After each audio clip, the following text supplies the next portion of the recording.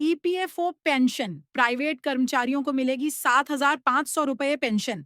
संसद में सरकार ने दिया जवाब। सरकार ने ईपीएस 95 पेंशन बढ़ाने की उम्मीदों पर विराम लगा दिया है। श्रम राज्य मंत्री शोभा करंदलाजे ने कहा कि फिलहाल न्यूनतम पेंशन 1,000 रुपये से बढ़ाने का कोई प्रस्ताव नहीं है।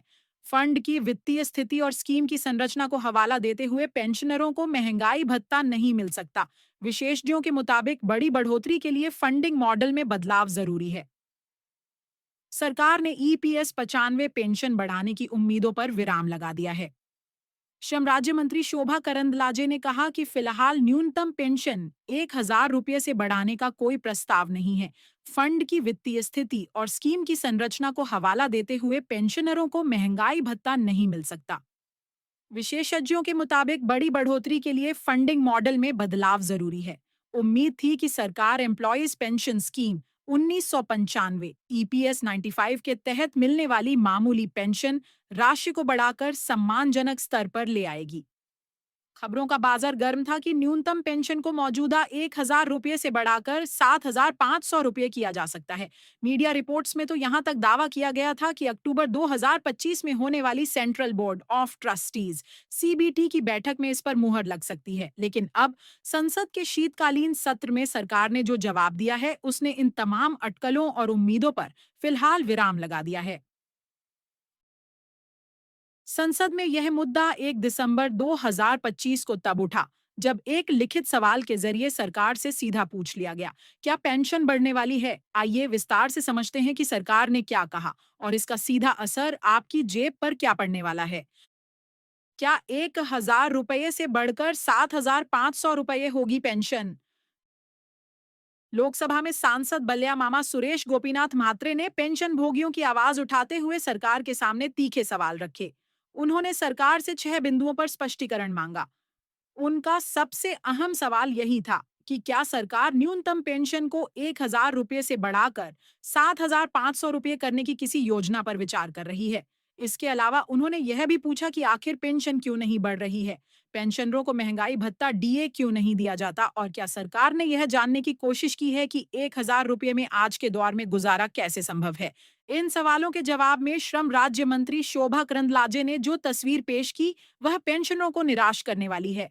मंत्री महोदया ने स्पष्ट किया कि फिलहाल न्यूनतम पेंशन बढ़ाने का कोई प्रस्ताव सरकार के पास विचाराधीन नहीं है। यानी सरकार ने साफ कर दिया है कि निकट भविष्य में पेंशन राशि में कोई बड़ी बढ़ोतरी नहीं होने जा रही है। सरकार का तर्क जान लीजिए। सरकारी कर्मचारियों को महंगाई बढ़ने के साथ साथ महंगाई भत्ता डीए मिलता है, लेकिन ईपीएस 95 के तहत आने वाले पेंशनरों को नहीं। सरकार ने संसद में इसका तकनीकी कारण समझाया है। सरकार के मुताबिक ईपीएस 95 एक डिफाइंड कंट्रीब्यूशन स्कीम है। आसान भाषा में समझें तो यह सरकारी नौकरियों की तरह सैलरी लिंक्ड स्कीम नहीं है। इसमें पेंशन की राशि इस बात पर तय नहीं होती कि महंगाई कितनी बड़ी है, बल्कि इस पर तय होती है कि फंड में कितना पैसा जमा है। सरकार का कहना है कि चूंकि डीए इस स्कीम के ढांचे स्ट्रक्चर का हिस्सा ही नहीं है, इसलिए पेंशनरों को महंगाई बढ़ने का लाभ नहीं दिया जा सकता। यही सबसे बड़ी विडंबना है। बाजार में दूध, सब्जी और दवाओं के दाम तो सबके लिए समान रूप से बढ़ते हैं, लेकिन आय का साधन केवल सरकारी कर्मचारियों के लिए बढ़ता है। प्राइवेट पेंशनर वहीं के वहीं ठिठके रह जाते हैं। वित्तीय घाटे का हवाला। पेंशन न बढ़ाने के पीछे सरकार ने जो सबसे बड़ा कारण बताया वह है ईपीएस फंड की माली हालत। सरकार ने 2019 की एक्चुएरियल वैल्यूएशन रिपोर्ट का हवाला दिया। इस रिपोर्ट के मुताबिक पेंशन फंड घाटे में चल रहा है। इसका मतलब यह है कि भविष्य में पेंशन देने के लिए फंड में जितनी रकम होनी चाहिए उससे कम पैसा मौजूद है। सरकार का तर्क है कि अगर बिना फंड बढ़ाए न्यूनतम पेंशन की राशि बढ़ाई गई तो इस फंड पर बहुत बुरा असर पड़ेगा और पूरा सिस्टम चरमरा सकता है। फिलहाल सरकार बजटीय सहायता देकर किसी तरह 1,000 रुपये की न्यूनतम पेंशन का भुगतान सुनिश्चित कर रही है। इसमें कर्मचारी की सैलरी से 8.33% हिस्सा नियोक्ता एम्प्लॉयर का होता है और 1.16% योगदान केंद्र सरकार देती है, 15,000 रुपये की वेतन सीमा तक। सरकार का कहना है कि मौजूदा वित्तीय स्थिति इस बात की इजाजत नहीं देती कि पेंशन का बोझ और बढ़ाया जाए। तो क्या अब उम्मीद छोड़ दें? ईपीएस 95 देश का सबसे बड़ा पेंशन सिस्टम है, जिससे 80 लाख से ज्यादा बुजुर्ग जुड़े हुए हैं। इनमें से अधिकतर वे लोग हैं जिन्होंने अपनी पूरी जिंदगी निजी कंपनियों या कम वेतन वाली नौकरियों में खपा दी। 2014 में न्यूनतम पेंशन 1,000 रुपए तय की गई थी। आज 10 साल बाद भी राशि वही है, जबकि महंगाई कई गुना बढ़ चुकी है।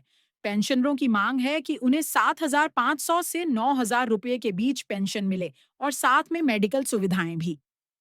विशेषज्ञों का मानना है कि रास्ता अभी पूरी तरह बंद नहीं हुआ है, लेकिन यह आसान भी नहीं है। पेंशन बढ़ाने के लिए मौजूदा ढांचे में बड़े बदलाव करने होंगे। इसके लिए या तो कंपनियों नियोक्ताओं का योगदान बढ़ाना होगा, या फिर सरकार को अपनी तरफ से दी जाने वाली सब्सिडी में भारी बढ़ोतरी करनी होगी। जब तक फंडिंग के मॉडल में यह बदलाव नहीं होता, तब तक 7,500 रुपए की पेंशन का सपना सपना ही बना रहने वाला है।